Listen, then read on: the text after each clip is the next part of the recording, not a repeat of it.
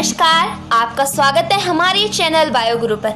आज हम क्लास 10 का चैप्टर नंबर 7 का पार्ट 1 पढ़ेंगे। चैप्टर का नाम है परमाणु सिद्धांत, तत्वों की आवर्ती वर्गीकरण व गुणधर्म। आज हम इसकी थोड़ी बहुत आगे की डेफिनेशंस, प्रस्तावना के बारे में पढ़ेंगे। परमाणु की खोज किसने की? सबसे पहला क्वेश्चन आता है, सबसे पहले परमाणु के बारे में किसने बताया? सबसे पहले परमाणु के बारे में महर्षि कणाद ने बताया।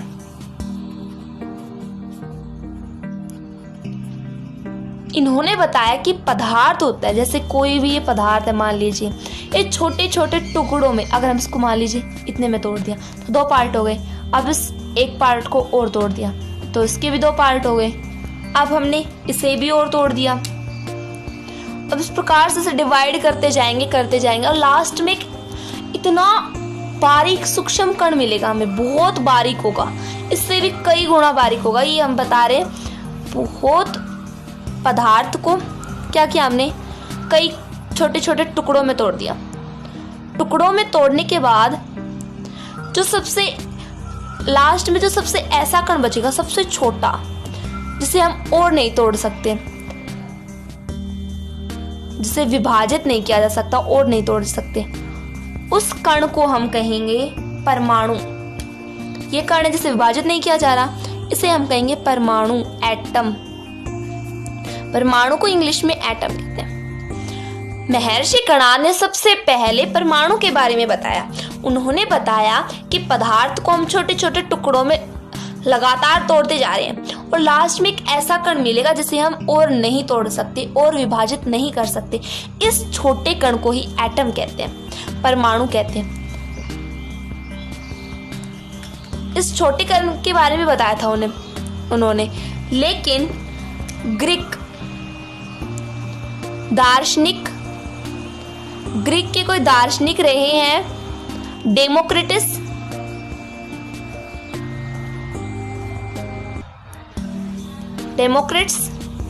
व ल्यूसिपस। इन दोनों वैज्ञानिकों ने इस सूक्ष्म कण को, बस महर्षि कणाद ने तो हमें इतनी जानकारी दी कि एक छोटा कण होता है जिसे और विभाजित नहीं किया जा सकता। लेकिन ग्रीक दार्शनिक, मतलब ग्रीक के कोई दार्शनिक थे, एस्ट्रोलॉजर्स थे, डेमोक्रिटस और ल्यूसिपस, इन्होंने बताया कि इस कण को हम क्या कहेंगे, परमाणु कहेंगे, मतलब एटम कहेंगे। एटम का मतलब क्या होता है? एटम का मतलब होता है न काटे जाने वाला, मतलब इसको और नहीं विभाजित किया जा सकता। ये बात तो यहीं पर आ गई कि महर्षि कणाद ने बता दिया था कि ऐसा कण जिसे और विभाजित नहीं किया जा सकता, मतलब इतना सूक्ष्म कण है वो जिसे और हम नहीं तोड़ सकते और उसके टुकड़े नहीं कर सकते। इसे परमाणु कहा डेमोक्रिटस और ल्यूसिपस ने। और इस परमाणु का मतलब होता है न काटे जाने वाला। अब आता है डाल्टन का परमाणु सिद्धांत।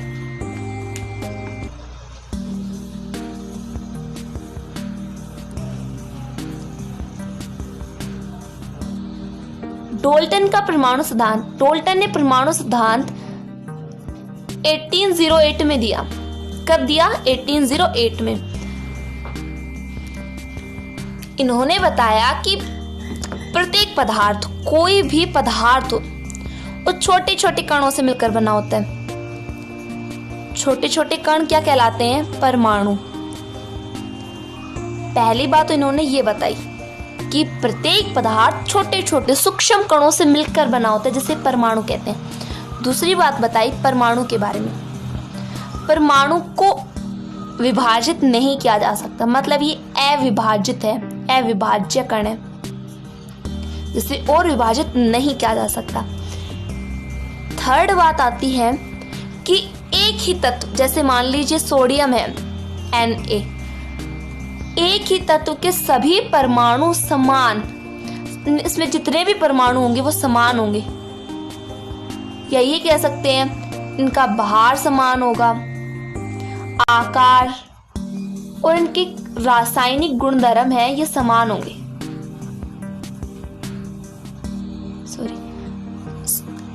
तत्व, कोई भी तत्व लीजिए, उसका परमाणु समान होगा, उसमें जितने भी परमाणु होंगे वो सभी समान होंगे, या फिर ये कह सकते हैं उनके भार, आकार, रासायनिक गुणधर्म समान होंगे। नेक्स्ट आता है नंबर 4। एक तत्व के परमाणु जो है वो समान है, तो अलग अलग तत्वों के जैसे सोडियम, पोटेशियम, लिथियम, इन सब के परमाणु अलग अलग होंगे, इसका परमाणु अलग होगा। जितने भी परमाणु होंगे इस एक तत्व के अंदर वो सभी समान होंगे, लेकिन इन सब के अंदर अलग अलग होंगे, एक दूसरे से मैच नहीं करेंगे। इसका अलग परमाणु होगा, मान लीजिए इसमें X परमाणु होगा, इसमें Y, इसमें Z, कुछ भी मान सकते हैं। या फिर इनका जो भार है, पोटेशियम वाले का मान लीजिए ज्यादा है, सोडियम का उससे कम है, और लिथियम का उससे भी कम है, इसका आकार अलग, इसके रासायनिक गुणधर्म अलग है। तो इन्होंने ये बात बताई कि अलग अलग तत्वों के परमाणु भार, ये भी यही बात आई, परमाणु भार, आकार और रासायनिक गुणधर्म अलग अलग होते हैं। अलग अलग तत्वों के अलग अलग परमाणु होते हैं, और एक ही तत्व में सभी परमाणु समान होते हैं। नंबर 5 आता है कि अलग अलग तत्व, जैसे कि एक हाइड्रोजन ले लिया हमने, एक क्लोरीन ले लिया, या फिर एक सोडियम ले लिया, एक ब्रोमीन ले लिया, मतलब अलग अलग तत्व है, चारों अलग अलग हैं। अलग अलग तत्वों के परमाणु सदैव छोटी छोटी पूर्ण संख्याओं में, इन सब की क्या होगी, छोटी छोटी, सभी की होंगी छोटी छोटी पूर्ण संख्याओं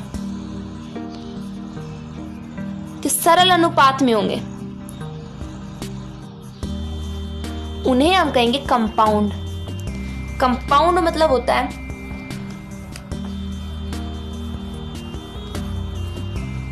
हिंदी में बोले तो यौगिक।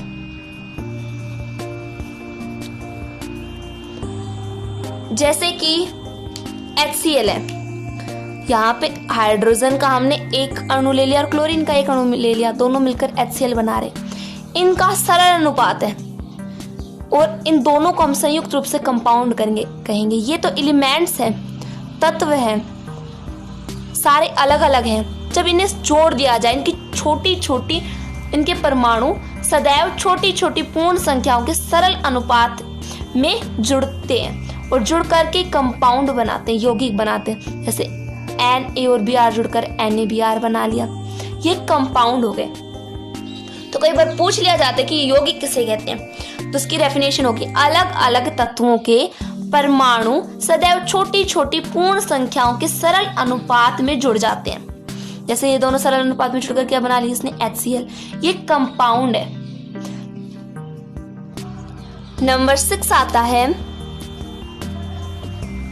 कि रासायनिक अभिक्रिया, जैसे कोई भी रासायनिक अभिक्रिया होती है, मान लीजिए NaOH प्लस HCl, ये कोई एक केमिकल रिएक्शन है। इसमें परमाणु केवल, जैसे कि आपको पता है इसमें पॉजिटिव कौन सा है, 2 पार्ट है, एक पॉजिटिव एक नेगेटिव, एक पॉजिटिव एक नेगेटिव, आगे वाला हमेशा पॉजिटिव होता है।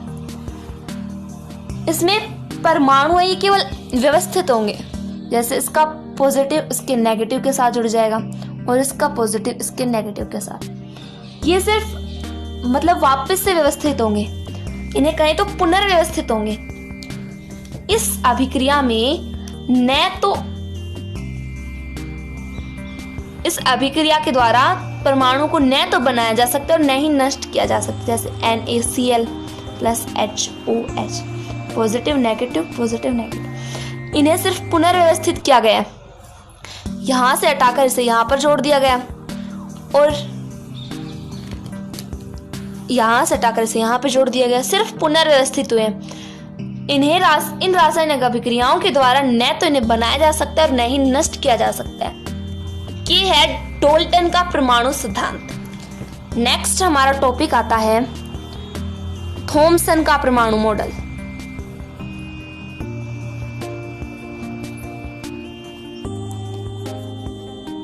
थॉमसन ने अपना परमाणु मॉडल 1898 में दिया था। डाल्टन ने अपना परमाणु सिद्धांत कब दिया था, 1808 में, और इन्होंने 1898 में। इनका पूरा नाम है थॉमसन का सर जे थॉमसन।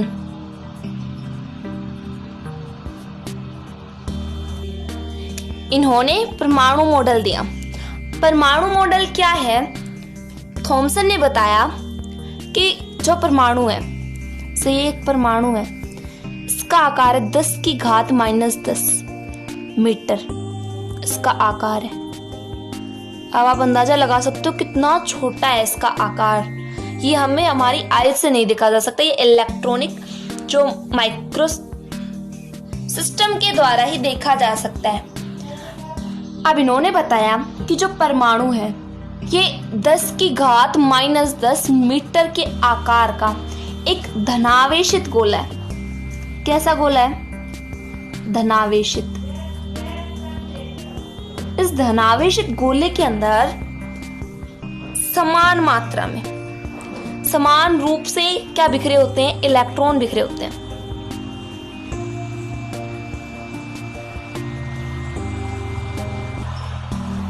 इस तरीके से बिखरे हुए, इसे कहा प्लम पुडिंग। क्या नाम दिया इसे? प्लम पुडिंग नाम दिया इस मॉडल को। इन्होंने इस प्लम पुडिंग की तुलना किस प्रकार से की? जैसे कि क्रिसमस केक होता है, जैसे तरबूज ले लीजिए, ये तरबूज है और तरबूज के अंदर क्या होता है? बीज होते हैं ब्लैक कलर के, बिखरे हुए होते हैं, अस्त व्यस्त होते हैं इस प्रकार से। और तरबूज है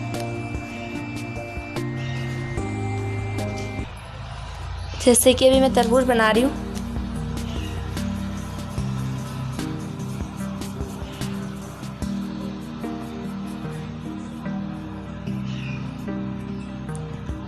ये तरबूज है।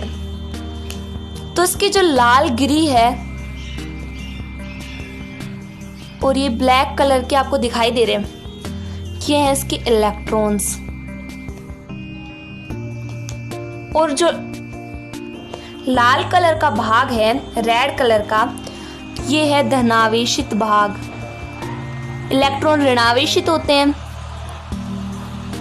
तो इस प्रकार से इन्होंने इसकी तुलना तरबूज से की और इसकी तुलना क्रिसमस केक से भी की। जैसे क्रिसमस केक होता है, मान लीजिए ये कोई क्रिसमस केक है, इस क्रिसमस केक में इस प्रकार से मेवे रहते हैं, टूटी फ्रूटी बिखरे हुए रहते हैं ना, तो इस प्रकार से इसकी तुलना की। इसकी तुलना भारत में जो बूंदी के लड्डू होते हैं, येलो कलर के होते हैं, भारत में बूंदी के लड्डू की तरह की, और उसमें रेड कलर के कुछ अलग प्रकार की बूंदी भी होती हैं। तो इसकी जो रेड कलर के भाग है छोटे छोटे, ये इलेक्ट्रॉन है, और जो येलो कलर का भाग है ये धनावेशित भाग है। तो इस प्रकार से थॉमसन के अनुसार जो परमाणु है ये धनावेशित गोला है। जैसे तरबूज के तरीके से देखिए तो इसका रेड कलर का भाग ही धनावेशित और इसमें इलेक्ट्रॉन है बिखरे हुए, ये ऋणावेशित भाग है। इसे प्लम पुडिंग नाम दिया गया। किसी भी एलिमेंट में, जैसे कि मान लीजिए हम सोडियम ले रहे हैं, सोडियम में जितने इलेक्ट्रॉन होंगे उतने ही प्रोटॉन होंगे। सोडियम में 11 इलेक्ट्रॉन है, इसका इलेक्ट्रॉनिक कॉन्फ़िगरेशन होता है 1s2 2s2 2p6 3s1, तो हो गए 11। इसमें इतने इलेक्ट्रॉन है और इतने ही प्रोटॉन है। मतलब जितने धनावेश भाग है उतना ही ऋणावेश है, समान रूप से होते हैं धनावेश और ऋणावेश भाग। नेक्स्ट हमारी संकल्पना आती है नील्स बोहर की संकल्पना।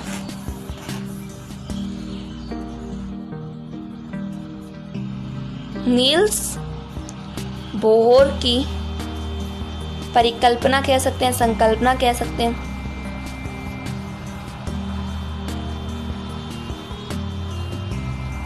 नील्स बोहर ने 1913 में ये परिकल्पना दी। 1913 है ये।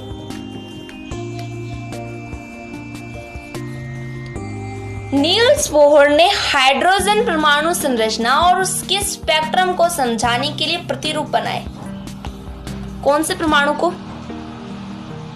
हाइड्रोजन एटम को समझाने के लिए क्या क्या इसकी स्ट्रक्चर बनाई, संरचना बनाई, और स्पेक्ट्रम को समझाने के लिए प्रतिरूप बनाया।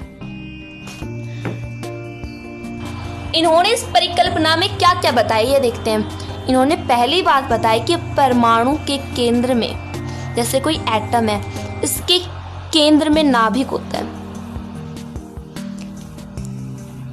उसमें प्रोटॉन होते हैं। ये इसका नाभिक, इसमें होते हैं प्रोटॉन। और आपको पता है प्रोटॉन होता है वो धनावेशित होता है, इस कारण हमने इसके नाभिक में प्लस का साइन बना रखा है। और इलेक्ट्रॉन है वो नाभिक के चारों ओर एक निश्चित त्रिज्या, मतलब जैसे कि एक त्रिज्या ये हो गई, एक निश्चित त्रिज्या, दूसरी त्रिज्या ये हो गई, तो इस त्रिज्या में वो गति करते रहते हैं। जैसे हमने बड़ा डायग्राम बनाया थोड़ा सा, ये बीच का भाग क्या है? नाभिक, और ये परमाणु है। इसमें इलेक्ट्रॉन है एक निश्चित त्रिज्या, मान लीजिए इसकी त्रिज्या सभी तरफ से आर है। त्रिज्या किसे कहते हैं? इसे कहते हैं आर। निश्चित त्रिज्या में गति कर रहे हैं, तो इस प्रकार से ये इलेक्ट्रॉन मूवमेंट करते हैं।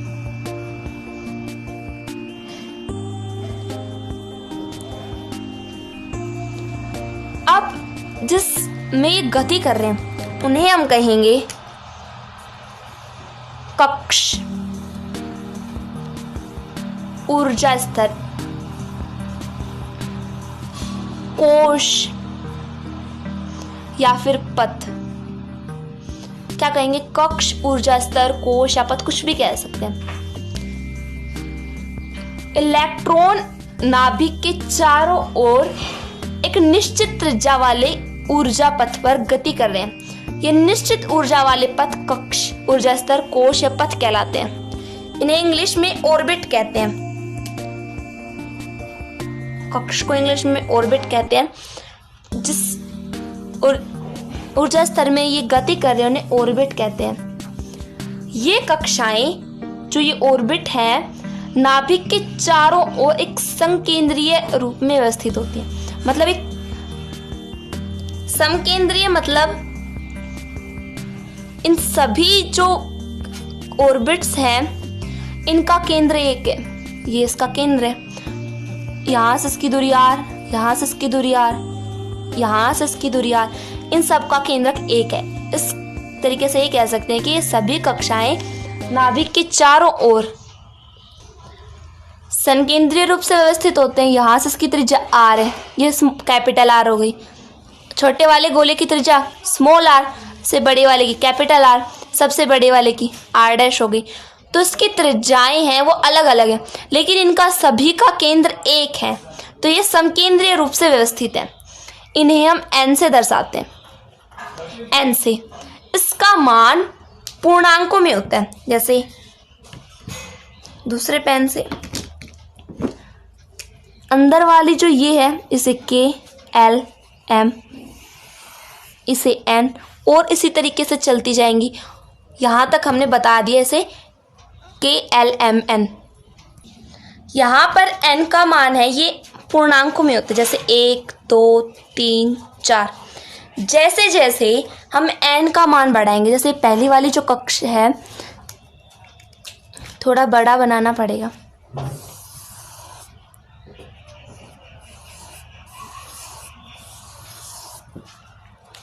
इस पहले वाले कक्ष को 1, 2, 3, 4 k, l, m, n इस तरीके से।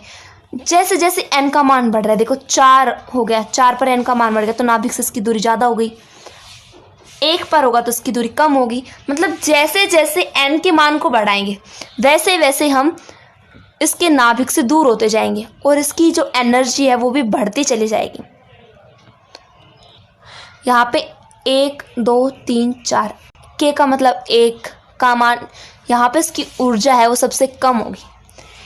इन कक्षाओं में, इन ऑर्बिट्स में जो इलेक्ट्रॉन हैं उनका कोणीय वेग कितना होगा?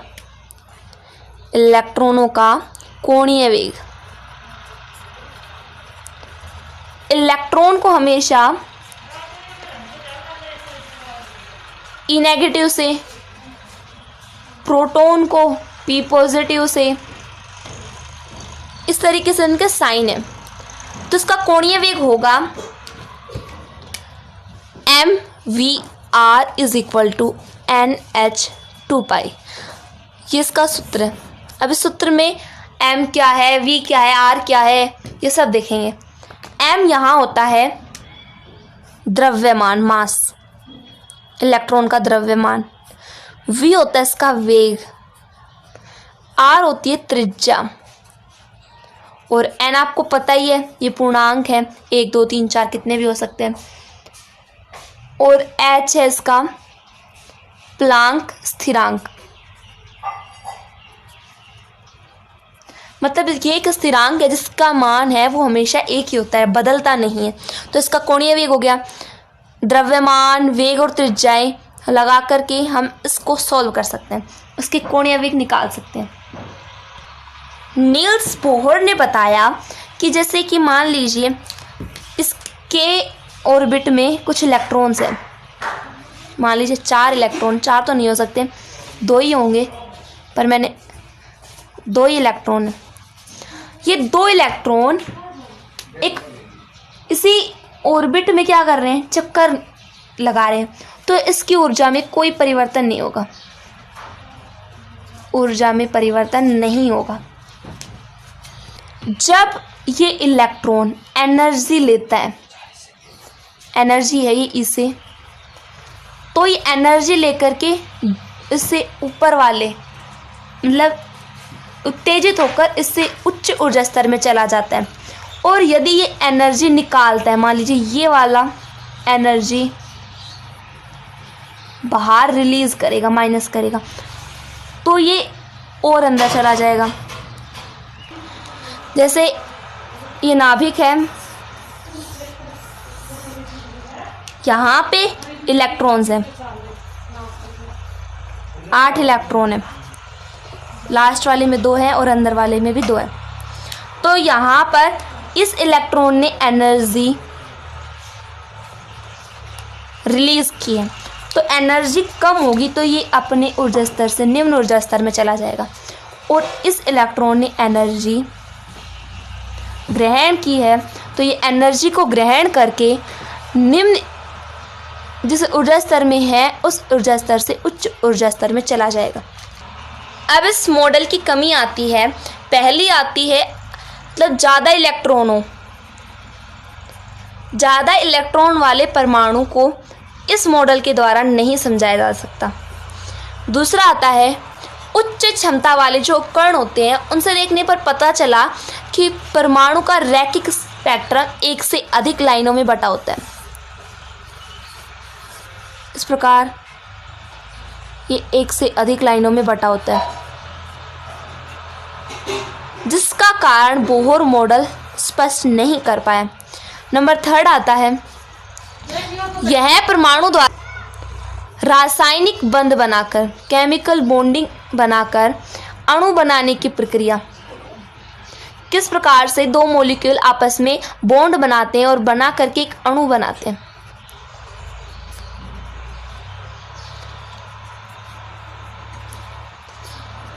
थर्ड क्या है, जैसे कोई एलिमेंट है, तत्व है, वो तत्व उसके परमाणु रासायनिक बंध